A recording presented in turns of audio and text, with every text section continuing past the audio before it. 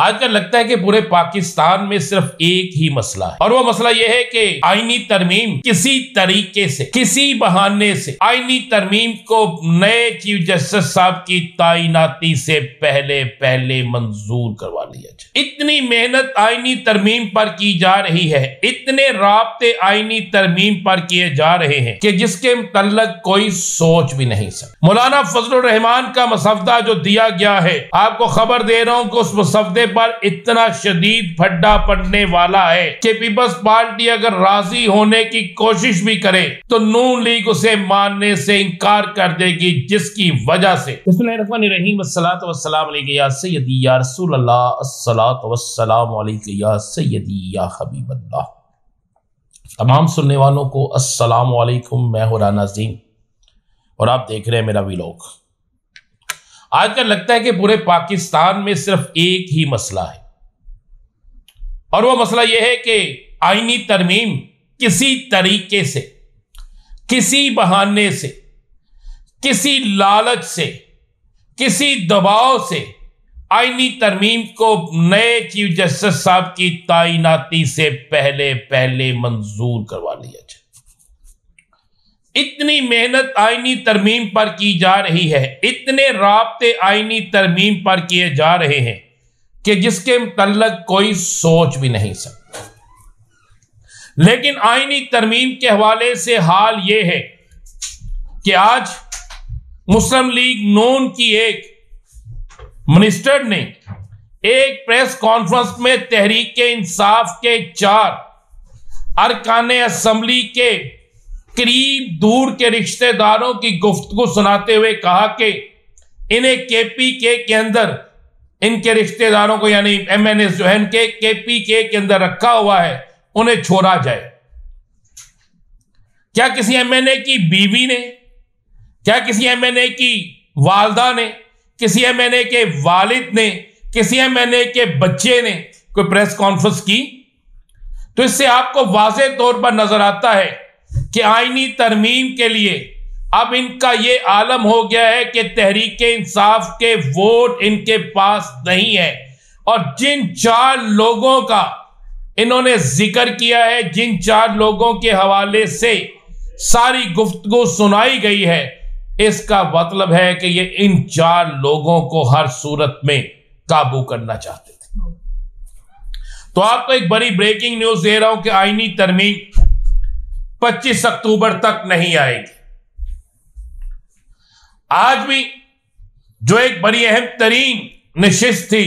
मौलाना फजलुर रहमान और peoples party के दरमियान, जिसके हवाले से दावे किए जा रहे थे कि इस नशिस्त में सारा कुछ तय हो जाएगा, आखिरकार इस नशिस्त के हवाले से मुर्तजा वहाब और कामरान मुर्तजा ने दोनों ने यह कहा कि अभी काम ठीक चल रहा है, अभी और नशिस्तें होंगी। तो मेरे पास इत्तला है, एक हुकूमत के पास वोट पूरे नहीं हैं, हुकूमत के अपने चंद बंदे गायब हैं। तहरीक इंसाफ पर शब खून मारने वाली हुकूमत की तैयारी जो थी वो नाकाम हो गई। मौलाना फजलुर रहमान नून लीग के किसी सूरत काबू नहीं आ रहे। आपको खबर दे देता हूं कि मौलाना फजलुर रहमान को मियां नवाज शरीफ का फोन फिर करवाया गया है। मौलाना फजलुर रहमान को हर तरीके से दबाने की, मनाने की, राजी करने की, डराने की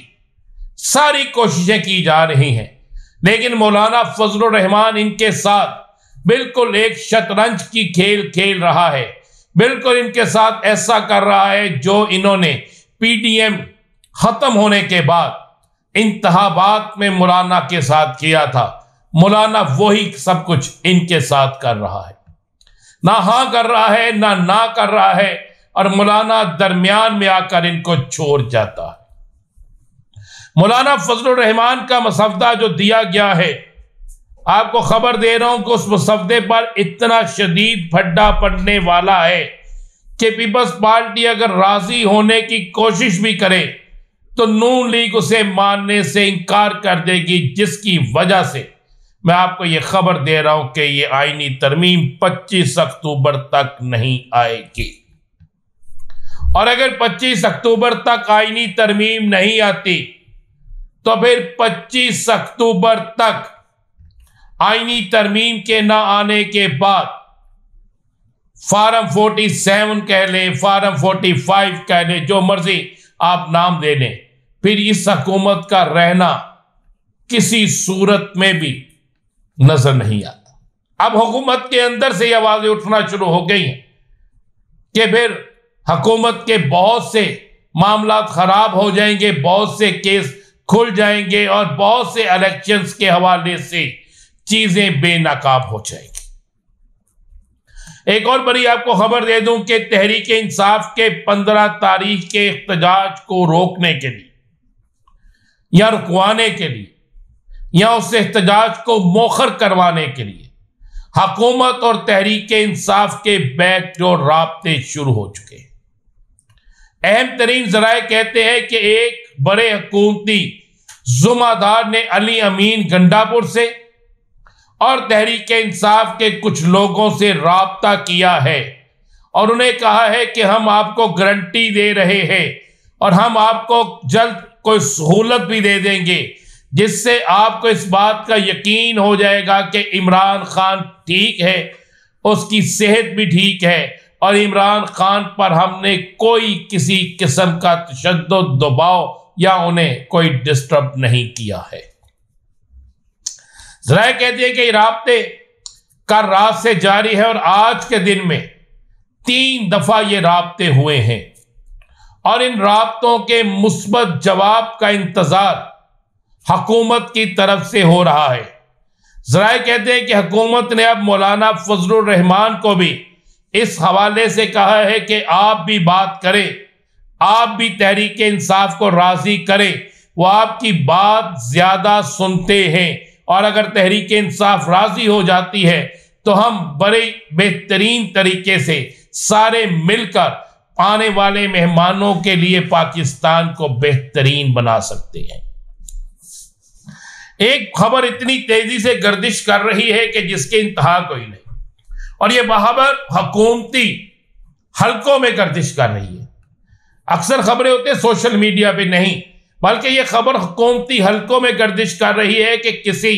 अहम तरीन शख्सियत को आज अडयाला जेल में जाते देखा गया है। जराए कहते हैं कि इस अहम तरीन शख्सियत के हवाले से ये चीजें बाकायदा सामने आ रही है कि इस अहम तरीन शख्सियत के अडयाला जाने, वहां पर 35 मिनट रुकने के हवाले से हुकूमती हलकों में यह कहा जा रहा है कि यह अहम तरीन शख्सियत इमरान खान को मिलने गई थी। अब अडयाला जेल में इमरान खान भी है,